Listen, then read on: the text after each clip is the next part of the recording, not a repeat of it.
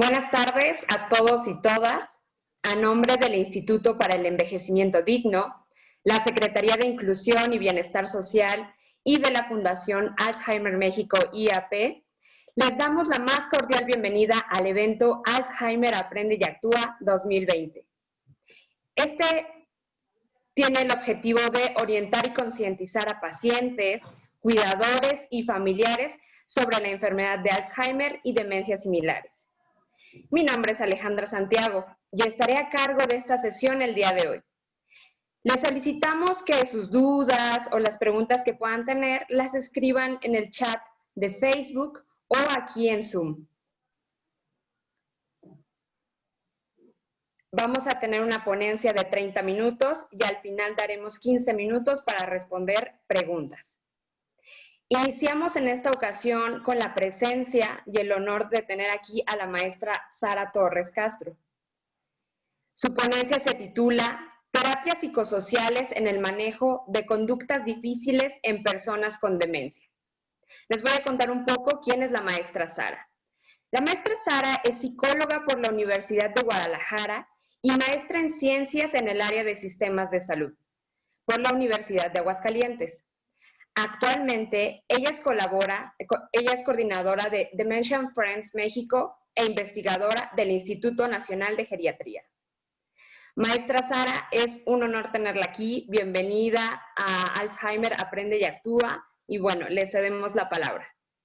Muchísimas gracias, Alejandra. Un gusto esta invitación. Cada año he seguido este evento y pues qué lástima que no se pueda hacer en la plancha del Monumento a la Revolución en el Zócalo, pero siempre es muy importante darle difusión a las demencias con el lema del Mes Mundial de las Demencias, que es Hablemos de Demencia, y entonces participar en estos eventos que son para todo el público es muy agradable para nosotros poder difundir lo que hacemos desde el instituto.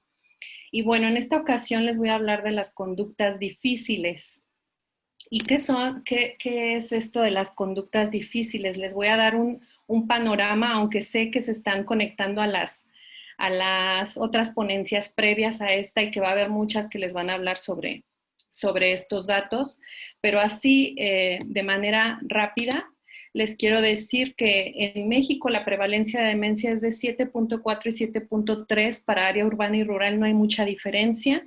Son datos del estudio 1066 que llevan a cabo el Instituto de Neurología, y que para que se den una idea de la magnitud de la situación en todo el mundo, imagínense, cada 3 segundos alguien desarrolla demencia en algún lugar del mundo. En este momento, muchas personas están desarrollando demencia. Desafortunadamente, no todas son diagnosticadas.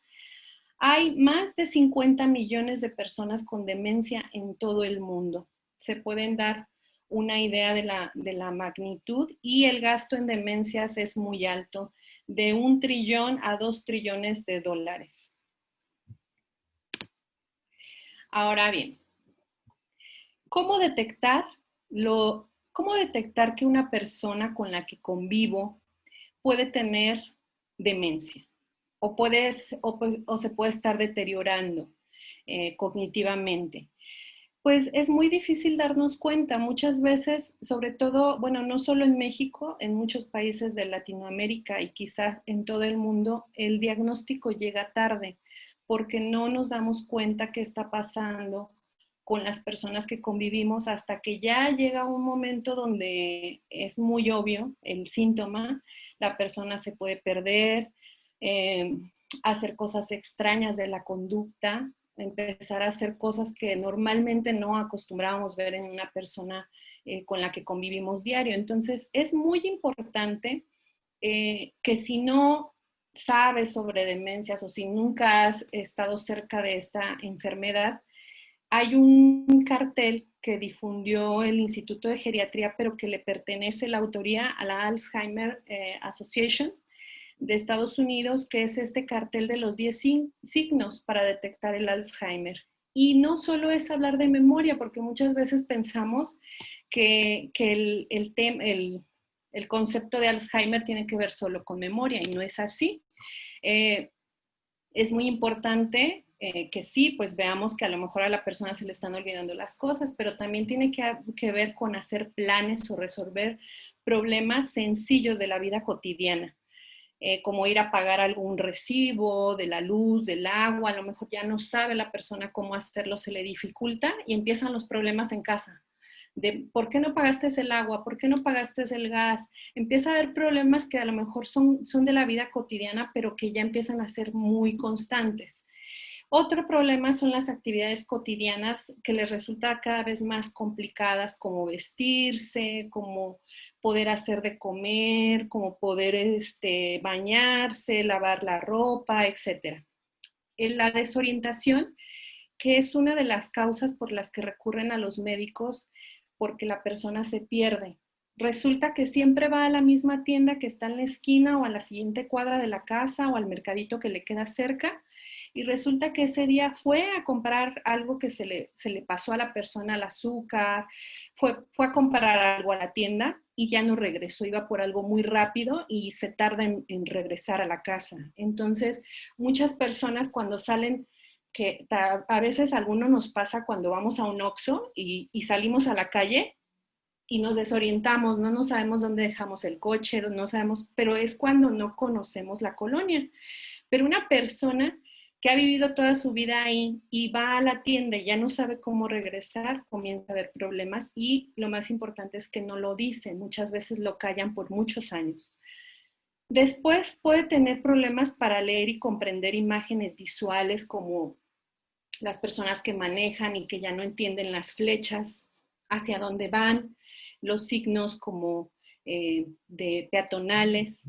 No es capaz tampoco de recordar lo que hizo en la mañana, que le preguntan qué comió, qué desayunó, no se acuerda. Presenta comportamientos que están fuera de lugar y en eso nos vamos a detener el día de hoy. Vamos a ver esos comportamientos que presenta la persona que están fuera de lugar, como por ejemplo, que es una persona que generalmente era muy tímida y de repente empieza a hacer cosas que habla fuerte o se enoja con facilidad, que si era muy pasivo ahora se vuelve muy agitado, anda de un lado para otro, cambia también su carácter, personas que eran muy tranquilas, a lo mejor se vuelven de carácter más fuerte.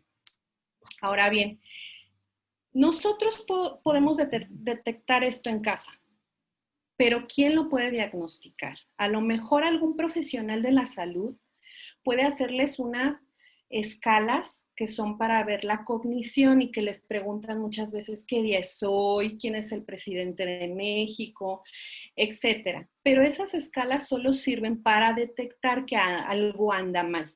Quien puede hacer un diagnóstico puede ser un geriatra, un neurólogo que sepa acerca de las demencias, un psiquiatra, y esto pues aquí en México lo podemos ver principalmente en los institutos nacionales de salud o llamar a geriatras. Hay muy pocos en México, hay como 600 geriatras en todo el país, un poquito más.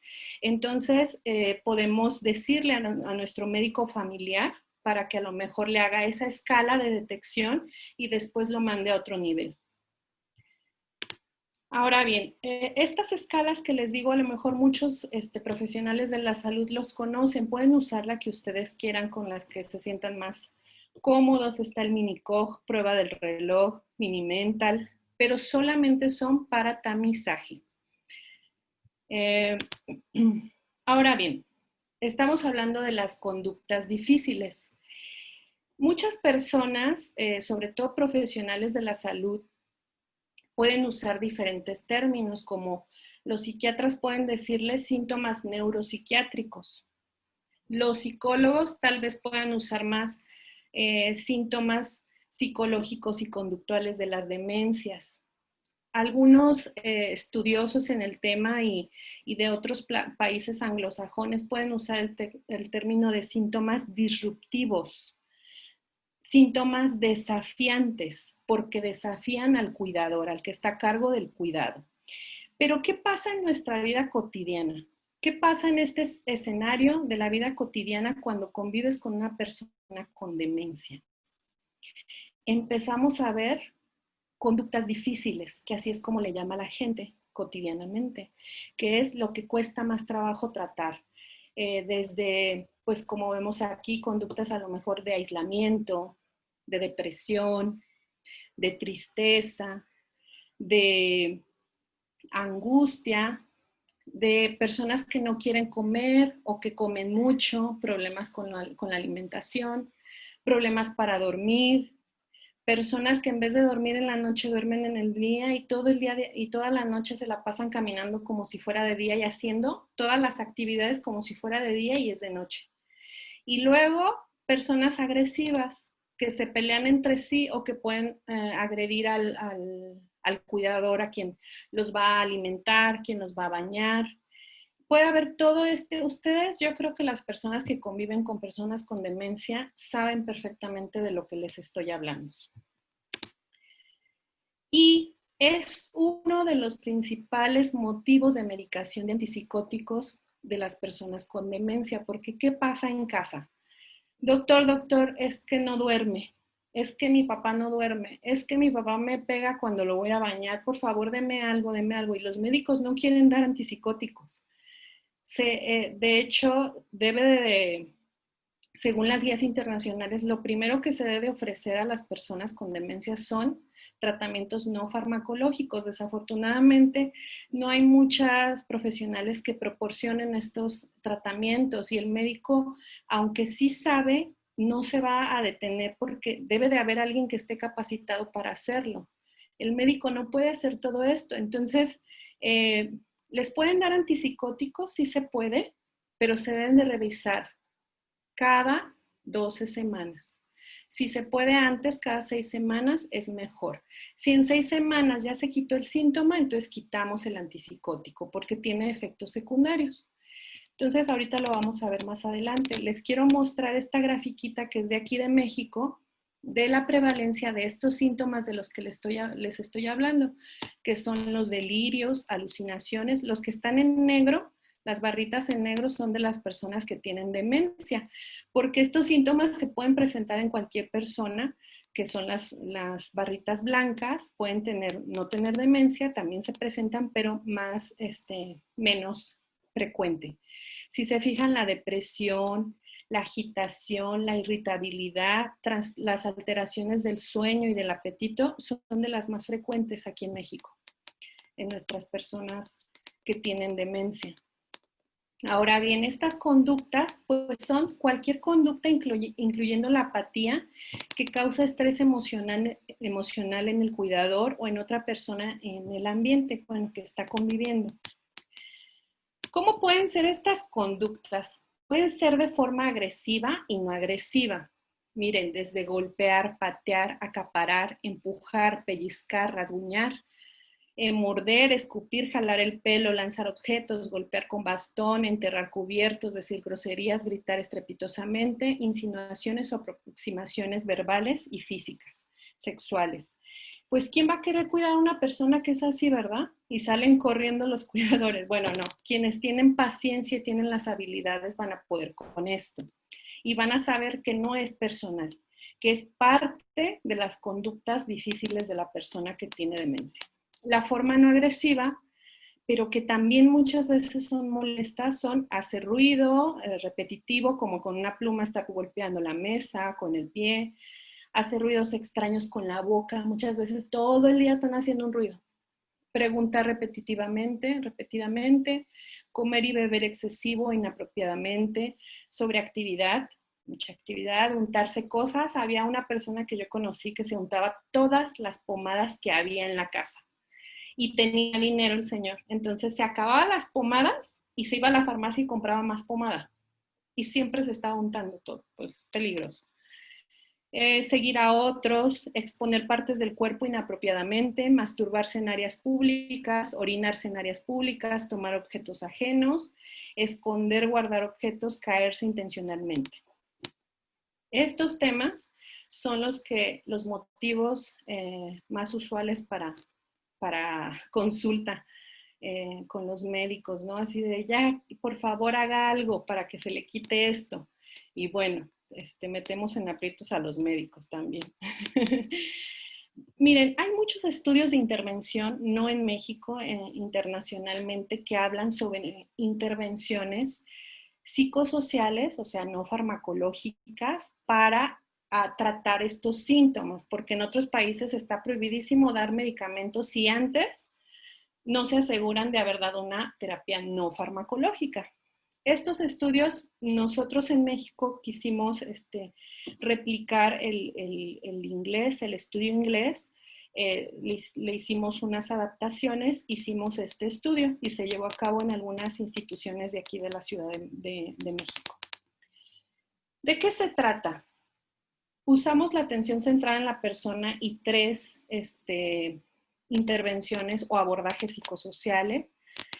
Y lo más importante para nosotros era que no fuera solo médico el asunto, que fuera sí ver la parte médica, por eso vimos la revisión de antipsicóticos, la parte psicológica de la persona, la parte social, cómo son las redes de apoyo, cómo interaccionan con otras personas, cómo es la interacción del cuidador y de la persona con demencia, y de toda la parte organizacional de la institución, no solamente de quienes lo cuidan, porque muchas veces pensamos que solo el cuidador es el que sabe de la persona con demencia, pero muchas veces la cocinera los conoce de más tiempo que ni el médico, que ni el cuidador, que a lo mejor los cuidadores están cambiando constantemente y la persona que más los conoce es la cocinera o el personal de limpieza. Entonces, bueno, nos basamos en la atención centrada en la persona, que no es que esté de moda, sino que tiene un fundamento, pues es un nuevo paradigma que tiene más de 20 años. Si pueden profundizar en este tema, es muy, muy interesante. Se fundamenta en la teoría de Carl Rogers y terapia centrada en la persona. Quien lo desarrolla es Tom Kitwood en Inglaterra, en la Universidad de Bradford, y ve a la demencia como una condición y no como una enfermedad, o sea, no tratar solo la parte fisiológica. Reconoce necesidades psicológicas y emocionales en la persona. Y pues Kitwood lo que hizo fue debe de ser una flor, así es su libro, de hecho, es una flor donde habla de la importancia de todas estas necesidades que tiene la persona psicológicamente, que es el apego. Entonces, si yo estoy en una casa, en un hogar, en una residencia para personas mayores, necesito tener estos elementos bien cubiertos. Entonces, en la residencia que estoy debo de sentirme como en casa. Por eso nosotros sugerimos que más que residencias, que asilos, por ejemplo, les digamos hogares, porque se tiene que convertir en un hogar para la persona, aunque sea su cuarto, aunque sea su cama, que sea como un hogar para esa persona. Entonces, apego, sentir comodidad, así como todos cuando llegamos a nuestra casa que nos gusta aventar a lo mejor los zapatos, ponernos alguna ropa especial para estar cómodos, que tenemos un espacio, que nos encanta estar ahí, un sillón, una cama, un rinconcito de la casa. Eso es las necesidades que se deben de cubrir.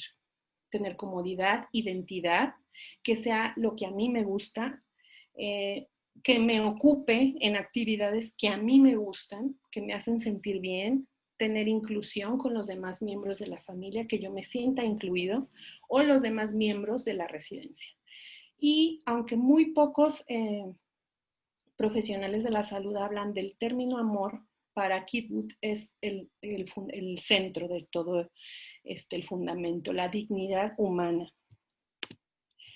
Ahora bien, considerar siempre, siempre las necesidades de la persona. Entonces, si yo cuido o estoy a cargo de una persona con demencia, yo debo de ver toda esta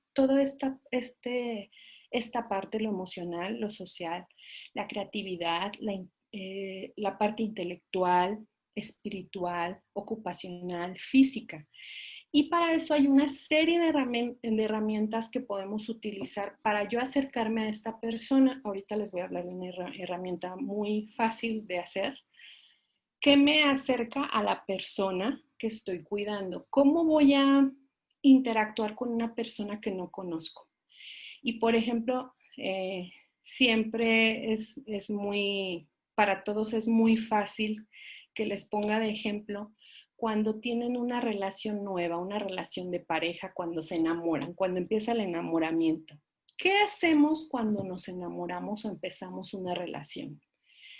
Pues empezamos a indagar en las cosas que le importan a la persona, los gustos, cómo es emocionalmente, en qué ambiente está, en qué ambiente le gusta desarrollarse, la parte intelectual, empiezo a ver cómo es creativamente, cuál es su ocupación, si físicamente está bien. En cualquier relación que iniciamos es lo mismo, aunque sea de amistad. Siempre queremos estar como bien con la otra persona, entonces necesito considerar siempre todas estas, perdón, todas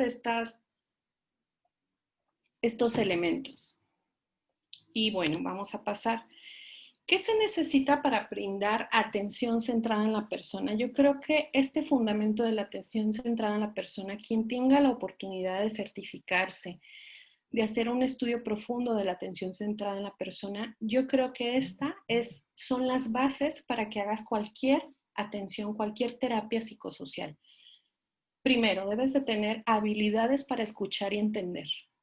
Debes de tener paciencia, energía, porque si yo vengo de casa donde tengo muchos problemas y voy a estar al cuidado de una persona, voy a estar acompañando a alguien, si yo llego con poca energía o si yo vengo enojado, si yo vengo estresado por mi situación familiar, eso es lo que yo voy a reflejar a la persona con la que cuido, a la que cuido.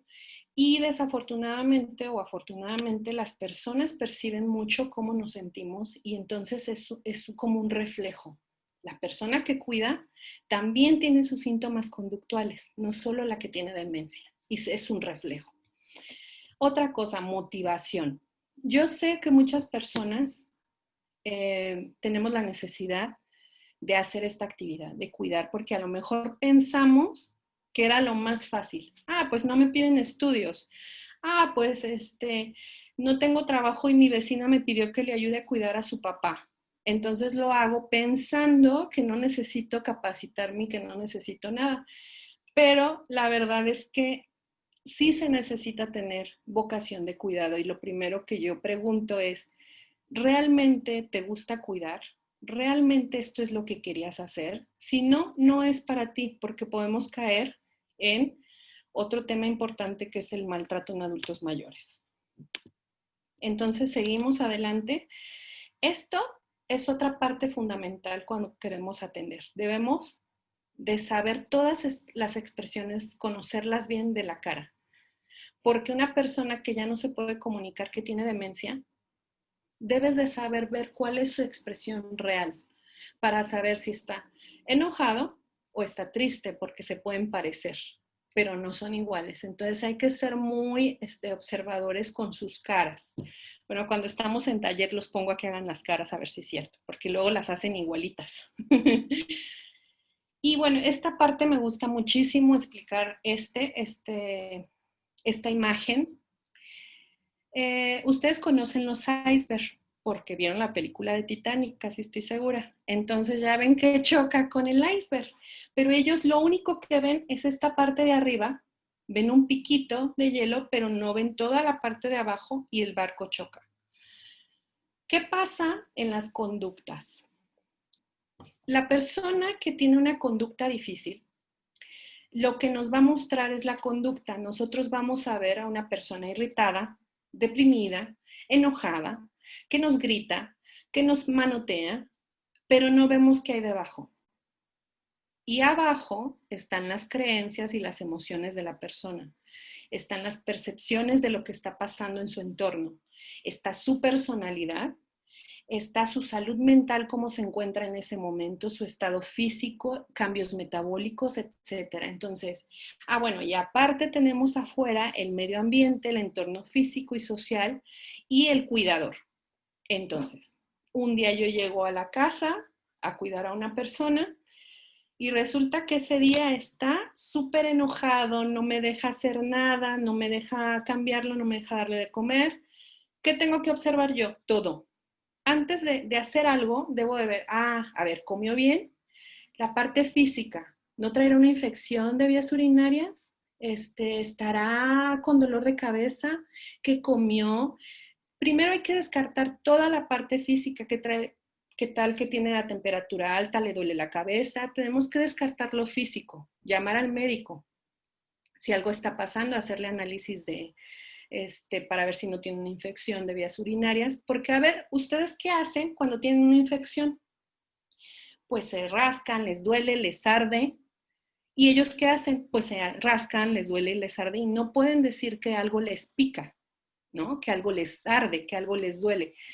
¿Qué pasa cuando nosotros tenemos un dolor de cabeza? Nos ponemos de malas, estamos de mal humor, nos duele todo, queremos estar encerrados en un rincón, no sabemos qué hacer. La persona con demencia también y no lo puede expresar. Entonces tenemos que descartar toda esta parte física, ver la parte del ambiente, si tiene frío, si tiene calor, si le pica la ropa. ¿Quién vino a visitarlo? El hijo que le cae mal, pero no lo puede decir. La hermana que siempre era la que le estaba duro y dale con ella y la vino a ver, vino la hermana, entonces por eso se agitó, se siente mal o se deprimió. Entonces todo eso antes de dar un medicamento, antes de todo y dejarlo, darle su espacio, a lo mejor pasan unas horas y se le quita. No hay que reaccionar inmediatamente.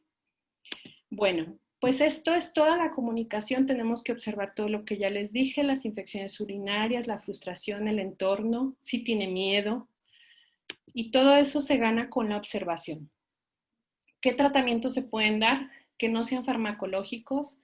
Pues hay muchos tipos de terapias, hay desde terapias ocupacionales, terapias cognitivas, terapias individualizadas, la alimentación, la nutrición, pero hay que darnos tiempo para observar y entender la conducta. ¿Qué pasa? Entre más conozcamos a la persona con demencia, más vamos a tener herramientas para ayudarlo. Y por eso la importancia del entorno, el hogar y la comunidad. Los lugares deben de tener luz, colores primarios, para que puedan identificar las diferencias. Muchas veces se orinan afuera de la taza porque no identifican si toda está blanca y el piso blanco y la pared blanca, entonces no identifican porque tienen problemas de percepción. Entonces hay que ponerles la ropa a la vista para hacerlos funcionales, para que estén siendo independientes, ponerles las cosas a la mano. Los colores, hasta el jabón es de otro color, la ropa de la cama debe ser de diferentes colores. Y luego hacerles menús, que ellos se les antoje la comida, o sea, siguen estando ahí, sigue estando una persona, no es un mueble. Hay que hacer que se les antoje la comida, saber qué les gusta. A lo mejor, si es una persona que no está comiendo bien, pueden ponerle un platillo a la semana que le gusta a esa persona. Si es una residencia, pues para que coma algo. Ponerle las actividades que va a haber en el día, cada día. Ponérselas ahí para que ellos vean, a lo mejor hay algo que les gusta hacer de todas. No ponerlos a todos en la misma actividad, sino que tengan para escoger qué les gusta. Pues también los platos, los colores, cuando ya empiezan a tener los que tengan Parkinson, que no pueden agarrar los objetos, ponerles tazas con 2 asas, ponerle a las cucharas foamy para que puedan agarrarlos con más soporte. Y hacer la historia del libro es una herramienta fundamental. Hacer una historia de la vida de la persona, los tradicionales o digitales, para que todos los que están en el ambiente conozcan a la persona y tengan herramientas para apoyarla. Ya se nos va a acabar el tiempo. Les quiero enseñar estas. Son simplemente herramientas. El fundamento, lo más importante es la atención centrada en la persona. Es conocer bien a la persona, se pueden hacer terapias de reminiscencia, mejoran mucho la comunicación, la relación personal, y estas terapias de reminiscencia las pueden hacer con objetos que tengan en casa. Pueden hacer cajas por temáticas o por etapas de la vida de la persona. Pueden meterlo, ya hay muchos donativos que luego dan a las instituciones, pueden ir a escoger como cosas para una fiesta, cosas de los años 60, cosas para cocinar, cosas para diferentes. Está la terapia con muñeco para mantener una mente abierta. Esto, por favor, les pido que no nomás les den el muñeco así, sino que lean. Si quieren escribirme, al final voy a dar mi correo para que me escriban y vean cómo es el fundamento de la terapia con muñeco. Es muy, muy buena. Y lo que ya les había dicho de la revisión de antipsicóticos, hay muchos efectos secundarios como estos. Ya vamos a terminar. Hacer actividades significativas con las personas, como musicoterapia, terapia con muñeco, deportes, artes, aromaterapia. El baile, el danzón tiene beneficios extraordinarios y se han hecho estudios con personas con demencias en laboratorio, con electrodos, cuando hacen el baile y sirve para balance. Y no solo para la parte motora o de socialización, como mucha gente cree que sirve para socializar, no, también sirve para la parte cognitiva. Bueno, este es el danzón sobre todo, y hay fundamento, evidencia científica. Y una parte que apenas estamos entrando es en la realidad virtual, que esto lo vamos a hacer como con pincitas, con mucho cuidado, porque no creemos que sea para todas las personas, pero se pueden hacer reminiscencias con imágenes y música. Como esta. Ella es lo que están viendo ahí. Y estas personas, perdón, ya para acabar, lo que vieron, se conectaron con las imágenes que estaban observando y cuando nos narran una historia de ellos, no la de la que están viendo, y pensaron que ellas estaban ahí. Entonces hay mucha reminiscencia. Pues esto es lo que les traigo a grandes rasgos. Está mi correo, por si alguien me quiere contactar para pedirme más información de cada terapia. Pero creo que lo más importante es el fundamento de la atención centrada en la persona. Gracias. Maestra Sara, muchas gracias. La verdad es que es un tema que da para mucho. Nos encantaría estar aquí un ratote con usted. Por favor, bueno, aquí está su contacto. Ella ya nos dejó la puerta abierta para que la puedan contactar, para que puedan preguntar cosas de manera más puntual. Y bueno, es un tema que definitivamente a los familiares les mueve mucho, a veces los confronta mucho, pero justamente lo que mencionaba, observar más allá de lo evidente, observar qué puede subyacer, eso va a ayudar mucho a que estas conductas pues se puedan manejar de una mejor forma. Y bueno, maestra, vamos a pasar a las preguntas. La primera de ellas es acerca de si la relación con el cuidador primario, cómo se establece este vínculo con el cuidador primario, puede influir en la aparición de estas conductas. Sí, cuando les puse la imagen del iceberg, creo que ahí es donde se puede ver. Las conductas, no es que a todos les vaya a dar las conductas a todos igual, tiene mucho que ver su personalidad, tiene mucho que ver el ambiente y el sistema de cuidado que tengan.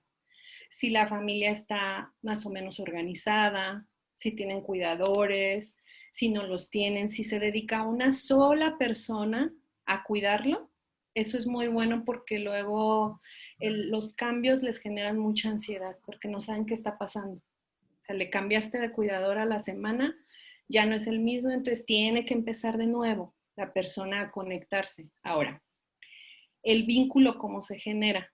Yo les digo que muchas veces hay que hacerlo de manera casual, no van a tener una pluma para estar escribiendo, sino hay que hacerlo de manera casual, no es tampoco formalizar de ya llegó tu cuidador, esta persona, sino llegar como una visita más, un invitado más a la casa, donde empiezo, como les decía, esa relación que empezamos como cuando nos relacionamos con cualquier persona, empezar de manera natural. Yo muchas veces lo que hago cuando tengo un paciente nuevo, una persona nueva, lo que hago es que llego como invitada de los hijos, no me presentan como cuidadora. Llego como invitada y les digo que voy a trabajar con ellos en su vida porque voy a escribir sobre su vida. Entonces todos los días es que me empiezan a contar sobre su vida, los que pueden todavía comunicarse. Los que no pueden comunicarse, ustedes necesitan trabajar mucho el libro de vida con la familia. Entonces, cada día, cuando pues empiezan a cambiarlo, si ustedes ya tienen un mínimo, que la familia les dé una introducción de quién es esa persona. Mínimo, sus datos actuales, sus datos personales, por ejemplo, si es de dónde nació, cuántos hijos tiene, cuántos ya se murieron, si es viuda, si hace cuánto enviudó, si habla de la persona como si estuviera viva, o sea, trato de indagar lo más que puedo de cómo está la persona actualmente. Y entonces esa puntita de información que me dan me sirve para empezarme a relacionar con la persona. Entonces, si sé que no habla mucho, tal vez yo puedo llegar y empezar a cambiarlo o a platicar con la persona, aunque no me conteste. Puedo empezar, pues, ay, qué bonito es Guanajuato, ¿verdad? Y que, yo cuando fui a mi viaje, yo eso hago mucho, empiezo a platicar como si yo fuera. Cuando fui a mi viaje a Guanajuato visité a las momias y fui a ver este tal museo y caminé por el Callejón del Beso y entonces la persona se empieza a conectar con uno. Sí, los que se comunican te empiezan a platicar cosas. Sí, el Callejón del Beso. Las momias. Entonces es algo que se hace de manera casual, sin hacer una formalidad, sin llegar a estar con el cuaderno escribiendo. Y poco a poco a la persona le pueden ir como preguntando cosas y ¿qué te gusta de la comida de Guanajuato? ¿Qué te gusta comer en Puebla cuando vas a Puebla? El mole. ¿Y a quién de los mexicanos no le gusta hablar de comida? A todos. La comida es algo que nos conecta mucho. Entonces, hablar de comida, podemos empezar a sacar información de la persona, pero creo que es muy importante que lo hablen con la familia. ¿Cuál va a ser su metodología? Porque no vaya a pensar, hay una cuestión ética y no vaya a pensar la familia que él está sacando la información y pueden hasta firmar consentimientos informados con la familia de que se va a estar preguntando cosas, que lo van a escribir y se lo van a mostrar a la familia para que vean qué es lo que están escribiendo. Y eso pues le va a servir mucho a los siguientes cuidadores. Lo que ustedes dejen escrito va a facilitar que si llega un pariente nuevo que quiere cuidar, ya van a tener algo escrito y se van a poder conectar más fácilmente. Sí, justo, tener los antecedentes y que puedes ir dando como un seguimiento y aunque sea una persona nueva, un nuevo cuidador, vas a ver cómo ha cambiado a lo largo del tiempo. Maestra, tenemos otra pregunta. Nos preguntaban vía Facebook, ¿qué pasa si mi familiar ya perdió la vista? ¿Hay algo que nos pudiera compartir acerca de cómo se podría intervenir en este caso? Sí, pues bueno, siempre les digo para la parte de la percepción, las personas con demencia tienen a veces muchos problemas de percepción y la vista pues te puede afectar. Si tienes problemas de la vista, ya se te afectó la percepción visual, el sentido de la vista, entonces te quedan los demás. O sea, te quedan los demás para hacer miles de cosas. Entonces, puede ser, el problema de conducta no es la vista, la pérdida de la vista. Es lo que te venga con la ansiedad, la desesperación que va a tener esa persona que antes veía y ahora no ve. Entonces, vamos a tener que manejar mucho la ansiedad, la depresión, porque puede ser que empiece a agitarse, a tener depresión porque ya no puede hacer nada. Entonces tienes que manejar y estimular más otros sentidos. Entonces, el olfato, que huelan todas las cosas que le vas a dar a comer, porque se puede volver una persona que se vuelva insegura, que se vuelva desconfiada, que ya no quiera comer lo que le estás dando porque no lo está viendo. Entonces tienes que empezar a usar todo y comunicar qué es lo que le estás ofreciendo y describir, volverte una narradora de lo que está pasando alrededor. Hola, ¿cómo estás, Margarita? Fíjate que hoy está la situación así, te voy a dar de comer huevo con frijoles, el huevo lo hicimos así, está un poco doradito, porque va a sentir las cosas en la boca, está un poco más doradito de la yema, hoy afuera cuando venía vi esto y le puedes narrar lo que está pasando alrededor y hacer que huela las cosas. antes de comerla, se lo das a oler y le dices qué es, para que ella conecte las dos cosas. Y ya, pero vamos a tener que estar con muchos problemas de ansiedad y que se ponga irritable porque ya no ve y se enoje. Pues hay que darles un espacio de tiempo, o sea, soportar que está enojada la persona, porque ya no puede ver. Ok, muchas gracias, maestra. Maestra, y una última pregunta que es mucho más general, pero esta fue a través del chat de Zoom.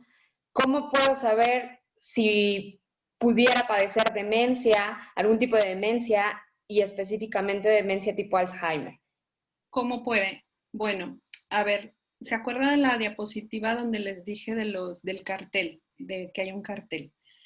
Muchas personas creemos que es solo de los olvidos, de la memoria, que es un problema de memoria.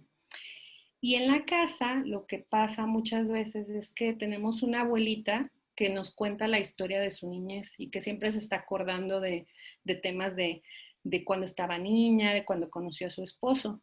Aquí hay que aclarar que el tema de la memoria, el problema es a corto plazo. La memoria que se empieza a perder es la memoria a corto plazo. Entonces, no se van a acordar. Ustedes tienen que tener en mente, si se trata de olvidos, la persona no se va a acordar de lo que desayunó en la mañana, de lo que comió ayer. No se va a acordar no se va a acordar de nombres de objetos. Por ejemplo, algo que es súper común es cuando te dicen, pásame el DC, o te señalan los objetos y te dicen para qué sirven, pero no los nombran. Entonces te dicen, ¿me das para escribir? ¿Qué te doy? Y hay gente que se esfuerza y sí lo logra. Y con ayuda te puede decir la pluma, el lápiz. Ay, ¿me pasas el lápiz? O es que ¿me puedes pasar para llamar por teléfono? ¿Qué? El DC para llamar por teléfono, el teléfono. Entonces, no se acuerdan de nombrar los objetos y es cuando también empiezan los problemas para nombrar a la gente que pues son sus familiares y que los conoce, los nombres de sus hijos. No se va a acordar de los nombres de los hijos o se va a empezar a revolver con los nombres. Eso es ya un signo es una anomia, ya no se acuerdan de nombrar cosas, objetos y personas. Y luego, ese es por un lado. Después, ya no pueden contar, calcular y se nota mucho en el dinero. Imagínense que a lo mejor la persona ya tiene afectada su cognición, ya no está en esta etapa, es una persona que tiene 80 años, pero a lo mejor esa persona ya perdió los recuerdos más recientes de los 80, de los 70 años y a lo mejor se acuerda de los 50 años para abajo. Y a lo mejor la moneda ya no es la misma. ¿Se acuerdan que cambió el tipo de moneda, ¿no? De los miles a los pesos. Y le quitaron los ceros. Entonces, a lo mejor esa persona se quedó allá y lo podemos notar en el súper. Por ejemplo, cuando estamos en el súper y que hay una persona delante de nosotros pagando, se tarda mucho en el monedero o le dan el cambio y se queda viendo el cambio, pero no, como que no le hace sentido. O se puede, que yo lo he notado mucho en los supermercados, o sea, estás esperando y todos en la fila están ya hartos porque no avanza la fila y resulta que hay una persona mayor en la caja y está discutiendo con el cajero muchas veces porque no es, a ver, dime, esto decía, y empieza a ver, no hacer sentido el cálculo matemático. Hay que explicarles con más claridad. Eso es en el tema de cálculo, de memoria, los olvidos. Luego empieza un problema de lenguaje. Ya empieza a decir cosas como, ya no dice las palabras y juicio. Lenguaje y juicio ya no empieza como a decir cosas con sentido. Empieza a decir frases como raras, diferentes, que ya no tienen sentido. O sea, es como si te estuviera hablando alguien que no entiende, ya no entiende cómo expresarse. O te dice palabras, frases cortas, sin artículos, comer, o se le olvidan ya la frase completa, decir la frase completa, o yo quiero esto, quiero que me traigas helado de chocolate, y nomás así como chocolate, helado. Ya no te terminan frases, pero donde se nota muchísimo es en desorientación y en cambio de comportamiento. Desorientación se salen. Por eso, si ustedes empiezan a notar cosas extrañas, como que ya están fallando esas cosas, ya hay olvido, ya no paga los recibos, le dejé dicho esto en la mañana y no lo hizo en la tarde, empiezan a ver cuando se sale sola la persona. Empieza a tener miedo. De hecho, muchas veces se empiezan a aislar y ya no quieren salir de la casa, porque ya se perdieron una vez y se dieron cuenta que se perdieron. Y entonces se quedan en la casa, no, ya mejor ve tú. No, yo ya no quiero salir, tengo frío. Yo ya, no, y te ponen pretextos para salir de la casa porque tal vez ya se han perdido varias veces. O ustedes lo pueden notar cuando saben qué tiempo hace la persona de la casa, de su casa a la de ustedes, y no llega. Y es que duró 3 horas en llegar a una casa que eran 15 minutos. Y me dijo que ya venía. Y luego llegan y te dan un pretexto súper largo, así de que, es que fui antes, me detuve a comprar no sé qué, y luego me encontré a fulanita y me quedé platicando, pero no es cierto. A veces inventan las historias porque tienen mucho miedo de aceptar que algo está pasando y vienen procesos de depresión, de angustia. Y por eso muchas veces, de hecho, cuando los diagnostican, llegan por el motivo de consulta es depresión o se perdió. Y resulta que les hacen una evaluación los geriatras sobre todo, pues ya pensando en que puede haber un motivo, un diagnóstico de cognitivo, pues ellos los evalúan completo, ¿no? Hacen una evaluación completa de cognición, pues una evaluación geriátrica donde ven cognición también y resulta que tienen algún proceso de deterioro. Entonces, es muy importante observar y tal vez la manera como pueden decirle a la persona es llevándolo al geriatra por alguna otra consulta médica, porque tengan un resfriado, ¿no? Pues vamos al geriatra, consigan un geriatra, van a otro motivo de consulta y entonces al geriatra ustedes le dicen, pensamos esto. Entonces el geriatra, como una evaluación integral, le puede decir, le vamos a evaluar integralmente y ella pues no se da cuenta en ese momento que la llevan porque, tienes demencia, mamá, yo creo que tienes deterioro cognitivo, sino que puede ser algo que a lo mejor no es deterioro, pero te lo va a decir el geriatra en la consulta. Pues muchas gracias, maestra Sara. La verdad es que es un tema que da para mucho. Nos quisiéramos quedar otro ratito con usted platicando. Y bueno, nos sentimos muy honrados de su participación. Le agradezco mucho que nos ha regalado su tiempo, sus conocimientos. Y bueno, también a los que nos están acompañando a través de Zoom, por Facebook, les quiero agradecer su presencia. Tenemos mucho material todavía. La siguiente ponencia es a las 2 de la tarde, ya en unos minutitos. Vamos a hablar acerca de una actualización en demencias con el doctor Diego Chavarro. Entonces, pues los esperamos. Síganos en nuestra página que es www.alzheimeraprendeYactúa.org. Y bueno, maestra Sara, vuelvo a agradecerle. Es un honor haber estado con usted. Muchísimas gracias a todos. Ya, al instituto. Hasta luego. México y a todos. Muchas gracias. Gracias, maestra. Ya vi varios. Hasta luego. Adiós. Ay, no puedo desconectar. Aquí.